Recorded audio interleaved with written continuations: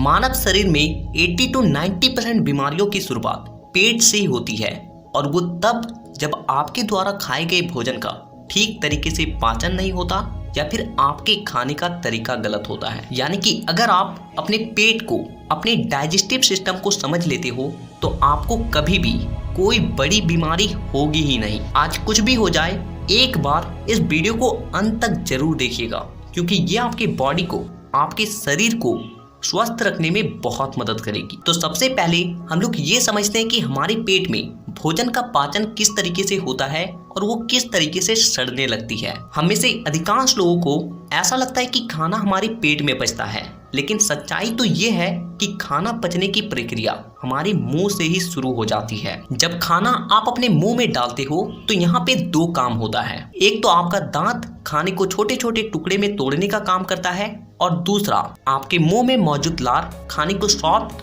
और मुलायम बनाकर पचने में आसान बनाती है। अब आपने खाने को अगर ठीक तरीके से नहीं चबाया है तो खाने को सड़ने का पहला गलती अपने मुंह से ही कर चुके हैं। खाना लगभग 25 सेंटीमीटर लंबी आहार नली से होकर पेट में पहुंचती है। आहार नली के आखिरी सिरे पे एक गेट की तरह होता है जो कि खाने को नीचे उतारने के बाद अपने आप ही लॉक हो जाता है ताकि खाना आहार नली से दोबारा ऊपर जा ना पाए। अब जब खाना आपके पेट में आता है तो यहाँ भी आपका पेट दो अहम कामों को अंजाम देता है। पहले तो आपका पेट HCl नाम का एसिड छोड़ता है जिसे हम लोग पाचक रस के नाम से भी जानते हैं। जो खाना आप खाते हैं उसमें कई सारे पोषक तत्वों के साथ साथ कई सारे बैक्टीरियाज भी मौजूद होती है जो कि काफी हद तक आपके शरीर को नुकसान पहुंचा सकती है। इसीलिए आपके पेट के द्वारा छोड़ा गया एसिड खाने में जितने भी उपस्थित बैक्टीरिया होती है उसे पेट के अंदर ही मारने लगती है। और जब लोगों में ऐसा नहीं होता है तो उल्टी और दस्त जैसी समस्याओं का सामना करना पड़ता है। फिर ये पाचक रस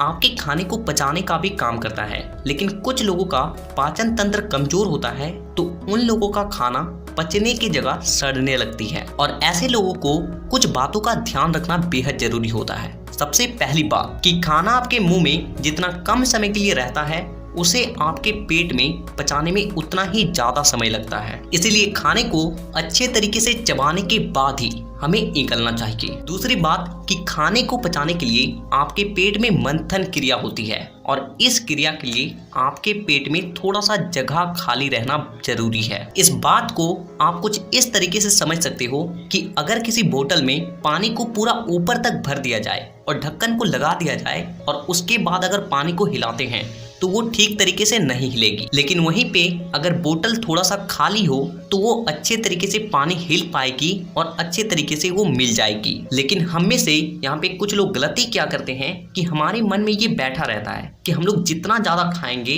हमारी बॉडी उतना ही ज्यादा जल्दी बनेगी और इसीलिए वे अपने पेट को पूरा भर कर खाते हैं। और इससे होता क्या है कि उसमें मंथन क्रिया नहीं हो पाती है और जिससे पाचक रस उसमें अच्छे तरीके से नहीं मिलता है और वो भोजन लंबे समय तक वहीं पे पड़ा रहता है और जिसकी वजह से वो भोजन पचने की जगह सड़ने लगती है। इसीलिए आपको इस बात का ध्यान रखना है कि आपको कभी भी एक बारी में अपने पेट को पूरा भर कर नहीं खाना है। तीसरी बात कि हमें कभी भी एक साथ बहुत अलग अलग चीजों को नहीं खाना चाहिए क्योंकि हर खाने को पचाने के लिए अलग अलग तरह के पाचक रस की आवश्यकता होती है। और जब एक ही बार में आपके पेट के अंदर बहुत अलग अलग तरह का खाना जाता है तो आपका पेट कंफ्यूज हो जाता है कि उसे कौन सा पाचक रस रिलीज करना चाहिए। और जिससे होता ये है कि उस खाने को पचाने के लिए पेट को बहुत ज्यादा मेहनत के साथ साथ बहुत ज्यादा समय भी देना पड़ता है और जिससे हमें बहुत लंबे समय तक भारीपन और बेचैनी सा महसूस होने लगता है। चौथी बात कि चीनी से बनी चीजें आपके पेट में जाकर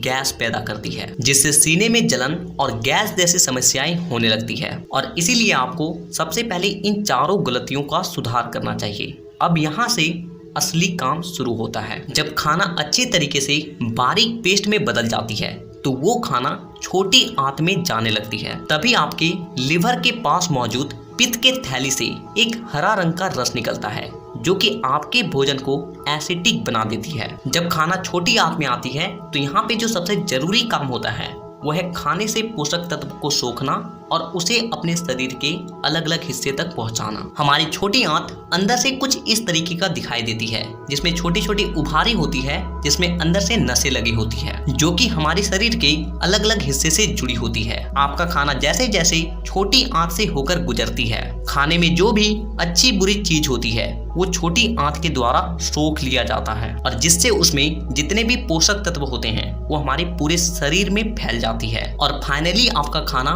बहुत लंबा सफर तय करने के बाद जो बेकार चीजें बचती है उसे बड़ी आंत में भेज दिया जाता है। और यहाँ पे भी आपको कुछ बातों का ध्यान रखना बेहद जरूरी है। सबसे पहली बात कि जब बचा हुआ खाना छोटी आंत से बड़ी आंत में जाती है तो उसे यू टर्न लेकर ऊपर चढ़ना होता है। और आप ये जानते होंगे कि किसी भी चीज को ऊपर की ओर चढ़ने में ज्यादा बल लगता है। जो लोग बहुत ज्यादा चलना फिरना या फिर एक्सरसाइज वर्कआउट करते हैं उनके शरीर में तो ये काम बहुत ही आसानी से हो जाती है, लेकिन जो लोग दिन भर एक जगह बैठकर काम करते हैं उसके लिए ये काम मुश्किल हो जाता है। और इसीलिए आपको पूरे दिन में 20 से 25 मिनट फिजिकल एक्टिविटी किसी भी तरीके का जरूर ही करना चाहिए। आप चाहे वर्कआउट करें, एक्सरसाइज करें, रनिंग करें या फिर कुछ भी करें। और दूसरी बात कि आपके भोजन को बाहर निकालने के लिए फाइबर बहुत ज्यादा जरूरी होता है। फाइबर ही वो चीज है जो कि आपके पचे हुए भोजन को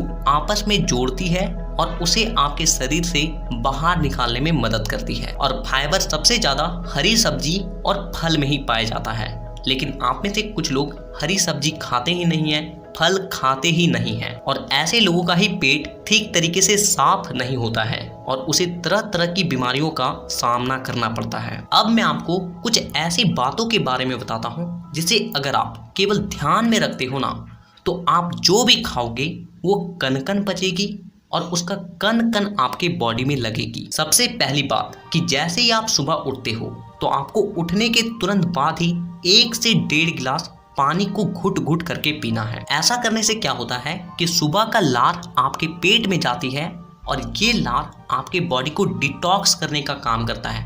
आपके शरीर में जितनी भी गंदगी है उसे बाहर निकालने का काम करता है। आप में से बहुत से लोग लार को बहुत ज़्यादा मामूली चीज़ समझते हैं, लेकिन इसी लार के ऊपर अष्टांग हृदय पुस्तक में 1800 पन्ने लिखे गए हैं। आप सोच सकते हो कि लार में कितने ज़्यादा औषधीय गुण होते हैं। दूसरी बात कि खाने के तुरंत बाद पानी कभी भी ना पिए। देखिए, जब हम लोग खाने के तुरंत बाद पानी पी लेते हैं तो हमारे पेट में जो पाचक रस होता है वो बहुत ज़्यादा पतली हो जाती है और जो कि हमारे भोजन को ठीक तरीके से तोड़ नहीं पाती है, और जिससे हमारा भोजन पचने के बजाय सड़ने लगती है और इसी से हमें गैस, अपचन, कब्ज जैसी समस्याओं का सामना करना पड़ता है। इसीलिए आपको खाने के तुरंत बाद पानी कभी भी नहीं पीना चाहिए।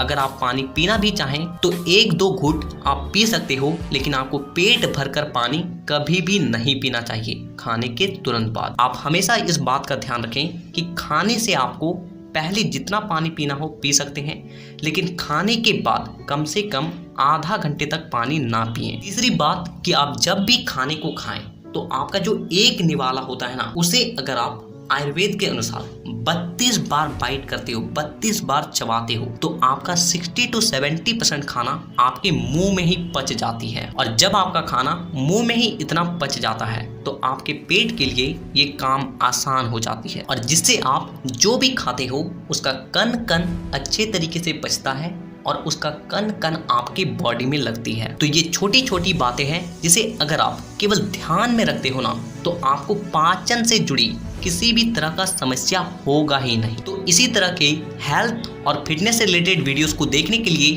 चैनल को सब्सक्राइब करके बेल आइकन को दबाना बिल्कुल भी ना भूलें, ताकि अगली वीडियो मैं जब भी लाऊं आपके पास वो वीडियो सबसे पहले पहुंचे। तो वीडियो देखने के लिए दिल से धन्यवाद।